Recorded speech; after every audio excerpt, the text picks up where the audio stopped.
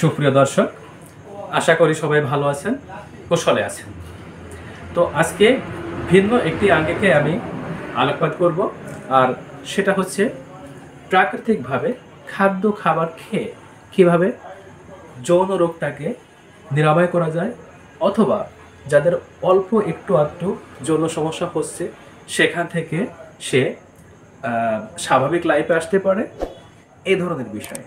তো সাধারণত রোগীরা এসে প্রথমেই যে কথাটা বলেন যে ডাক্তার সাহেব, টাইম খুবই কম পাচ্ছি, হ্যাঁ, সময় কম, অথবা বিশেষ মুহূর্তে উত্তেজনা নাই, উত্তেজনার অভাব, অথবা প্যানিস টোটালি কোলাপস হয়ে গেছে, হ্যাঁ, অথবা বৈবাহিক জীবনে প্রচণ্ড রকমের অশান্তি হচ্ছে। দেখুন, অধিকাংশ ক্ষেত্রেই কিন্তু আসলে কোনো সমস্যা নয়।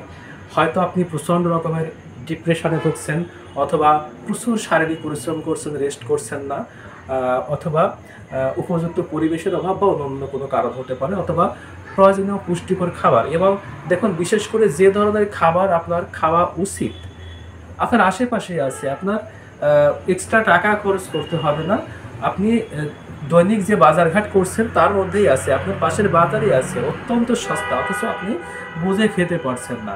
শুধুমাত্র এই খাবারগুলো যদি আপনি একটু বুঝে শুনে সংগ্রহ করে খেতে পারেন নিয়ম মাফিক, তাহলেই দেখবেন যে এই সমস্যাগুলো থেকে প্রায় 80% আপনার উত্তরণ সম্ভব।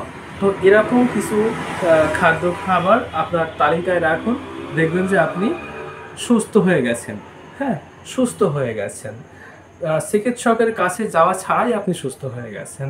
তো আমি একটা একটা করে সেই খাবারগুলো এখন বলছি। যেমন আপনারা এটা করতে পারেন, ধরেন এখন তো শীতকাল চলে গেছে, গরম এসে গেছে, আপনারা প্রত্যেক দিন কম করে হলেও 4টে করে পাকা কলা কিন্তু খাবেন, হ্যাঁ, সকালে নাস্তার সাথে হোক বা দুপুরবেলায় হোক, 4টে করে পাকা কলা, অথবা সারাদিনে অন্তত 4টে পাকা কলা খান। কলাতে প্রচুর এনার্জি থাকে।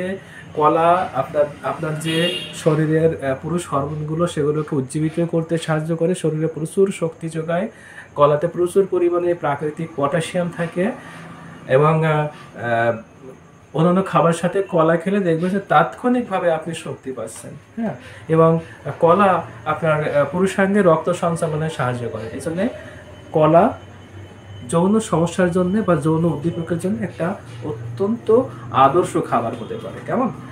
তো এরপরে বলবো যে মধু মধু অত্যন্ত একটি ভালো খাবার, একটা ভালো পানীয় হতে পারে। তো যদি ডায়াবেটিস না থাকে তাহলে আপনি প্রত্যেক দিন কম করে হলেও 2 চা চামচ মধু সেবন করতে পারেন, অথবা 2 চা চামচ মধু আপনি কলার সঙ্গে মাখিয়ে খেতে পারেন। এতেও কিন্তু আপনি দ্বিগুণ পরিমাণ শক্তি পাবেন, এবং দেখবেন যে একটা কর্ম উদ্দীপনা পাচ্ছেন, স্বাভাবিক কাজকর্মে অন্যরকম একটা এনার্জি পাচ্ছেন, আপনার শরীরে ঘামের পরিমাণ বেড়ে গেছে, এবং রক্ত সঞ্চালন বেড়ে যায়, এবং পেনিসে রক্ত সঞ্চালন বেড়ে গিয়ে আপনার পেনিস আগের থেকে বেশি দৃঢ় হচ্ছে, হ্যাঁ, বেশি স্ট্রং হচ্ছে, এবং আপনি বেশি সময় পাচ্ছেন, এবং আপনার আগের থেকে বেশি যৌন ইচ্ছা জাগ্রত হচ্ছে। কেমন? তো মধু গেল। মধুর পরে আমি বলবো যে আপনার কালো জিরা। তো সবাই জানেন যে কালো জিরা কিন্তু একটা অত্যন্ত ভালো খাবার। সেটা হচ্ছে আপনার একমাত্র বলা হয়ে থাকে যে মৃত্যু ব্যতীত সমস্ত রোগের একটা ভালো ঔষধ কালো জিরা। তো আপনারা পাকা কলা, মধু এবং এর সাথে আপনারা কালো জিরাটা খেতে পারেন। আর এই কালো জিরার কথা কিন্তু আসলে আমরা কম বেশি প্রত্যেকেই জানি। হ্যাঁ, কালো জিরা বিভিন্নভাবে খাওয়া যায়, আপনার ইচ্ছা মতো আপনি খেতে পারেন। তো কালো জিরার পরে বলবো যে গাজর। এখন কিন্তু গাজর বাজারে অ্যাভেলেবল, প্রচুর পরিমাণে গাজর বাজারে পাওয়া যাচ্ছে, এবং সেগুলো অত্যন্ত সস্তা। আপনারা প্রত্যেক দিন 4 থেকে 5টি কাঁচা গাজর খেয়ে ফেলেন, হ্যাঁ, কাঁচা গাজর কিন্তু আপনার পুরুষ হরমোন, হ্যাঁ, আপনার টেস্টোস্টেরন, তারপর প্রোজেস্টেরন, এগুলো বাড়াতে সাহায্য করে, এবং এগুলো লিঙ্গ উত্থানজনিত সমস্যাগুলোকে দূর করতে সাহায্য করে। এবং গাজর অত্যন্ত পুষ্টিকর খাবার, সবজি হিসেবে খাওয়া যায়, সালাদ হিসেবেও খাওয়া যায়। তাই প্রত্যেকদিন গাজর খান। এবং গাজর প্রচুর ফাইবার সমৃদ্ধ, গাজর পেট পরিষ্কার করে, কোষ্ঠকাঠিন্য দূর করে, গাজরের অনেক উপকারিতা আছে। হ্যাঁ, তো গাজর আপনারা খেতে পারেন, রেগুলার খেতে পারেন। তো গাজরের পরে বলবো যে আসলে আরেকটা অত্যন্ত চমৎকার খাবার হচ্ছে কোয়েল পাখির ডিম। কোয়েল পাখির ডিম আপনারা প্রত্যেকদিন অন্তত 4টে কোয়েল পাখির ডিম সিদ্ধ খেয়ে ফেলুন, 4টে কোয়েল পাখির ডিম খেয়ে ফেলুন। তারপরে দেখুন ম্যাজিক কাকে বলে।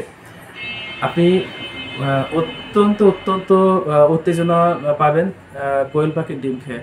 কোয়েল পাখির ডিম খেলে আপনার যাদের হচ্ছে প্রিম্যাচুর ইজাকুলেশন আছে, বিশেষ করে ইরেকটাইল ডিসফাংশন অর্থাৎ লিঙ্গ উত্থানের সমস্যা আছে, দারুণ রেজাল্ট দেয় কোয়েল পাখির ডিমে। হ্যাঁ, তবে যদি কারো উচ্চ রক্তচাপ থেকে থাকে, হার্ট ডিজিজ থেকে থাকে, কিন্তু অবশ্যই চিকিৎসকের পরামর্শ মেনে তারপরে কিন্তু এই কোয়েল পাখির ডিমটা সেবন করবেন, এটা বলে রাখি।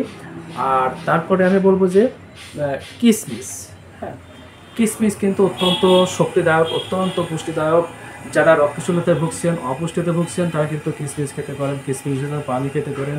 আর তাছাড়া কিশমিশ আপনার যৌন উত্তেজক হিসাবে এবং যৌন রোগে যারা ভুগছেন বিভিন্ন কারণে, হ্যাঁ, বিভিন্ন দিন ধরে যারা হস্তমৈথুন করেছিলেন এবং নিজের ক্ষতি করেছেন, তাদের ক্ষেত্রেও কিন্তু এই কিশমিশ দারুণ উপকারে আসে। আপনারা সারা রাত ভিজিয়ে সকালবেলা কিশমিশে পানি খেতে পারেন, অথবা পুরোটা খেয়ে ফেলতে পারেন, পানি এবং কিশমিশ পুরোটাই খেয়ে ফেলতে পারেন। সারাদিন শরীরে একটা কর্মক্ষমতা পাবেন, সারাদিন শরীরে শক্তি পাবেন। এবং এই কিশমিশ কিন্তু বিভিন্নভাবে খাওয়া যায়, তবে ভিজিয়ে খেলে বেশি উপকার পাবে বলে আমি মনে করি। হ্যাঁ, আর একটা ব্যাপার আছে, সেটা হচ্ছে আরও ভালো রেজাল্ট পাওয়ার জন্যে সকালে খালি পেটে রসুনের 2টা কোয়া ভালো করে বেছে ফেলুন। তারপরে 2টা কোয়া একেবারে খালি পেটে চিবিয়ে খেয়ে ফেলুন। হ্যাঁ, এভাবে খেতে থাকুন, দেখবেন যে আপনার যৌন উত্তেজনা আস্তে আস্তে ভীষণভাবে বেড়ে যাবে।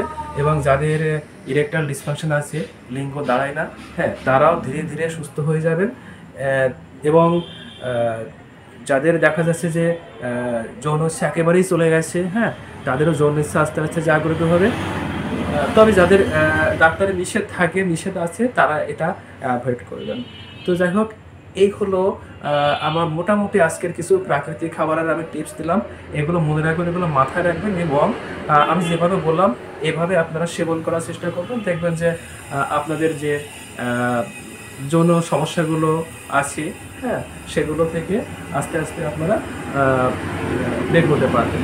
তবে একটা বড় কথা হচ্ছে যে আপনার শরীরে কিন্তু অবশ্যই পুষ্টি থাকতে হবে, আপনার শরীরে অবশ্যই শক্তি থাকতে হবে, আপনাকে অবশ্যই পুষ্টিকর খাবার থাকতে হবে, আপনাকে পুষ্টিকর খাবার অবশ্যই খেতে হবে, আপনাকে ফিজিক্যাল এক্সারসাইজ করতে হবে বা হাঁটতে হবে, হ্যাঁ, এবং স্বাস্থ্যসম্মত জীবনযাপন করতে হবে, এবং ধর্মীয় যে স্বাস্থ্যকর বিধান সেগুলো মেনে চলতে হবে। হ্যাঁ, পরিচ্ছন্ন জীবনযাপন করতে হবে, পর্যাপ্ত পানি পান করতে হবে, এবং সঠিক সময়ে ঘুমাতে হবে, পর্যাপ্ত ঘুম থাকতে হবে। তাহলেই কিন্তু সব কিছু ঠিকঠাক মতো কাজ করবে। অর্থাৎ সব কিছু নির্ভর করে কিন্তু স্বাস্থ্যবিধির উপরে। তো আজকে এ পর্যন্তই। পরবর্তী ভিডিও দেখার অপেক্ষায় থাকুন। আর আমার চ্যানেলটি যারা এখনও পর্যন্ত সাবস্ক্রাইব করেননি, তারা সাবস্ক্রাইব করে আমার সঙ্গে থাকুন। সবাই ভালো থাকুন, সবার সুস্বাস্থ্য কামনা করছি। ধন্যবাদ সবাইকে।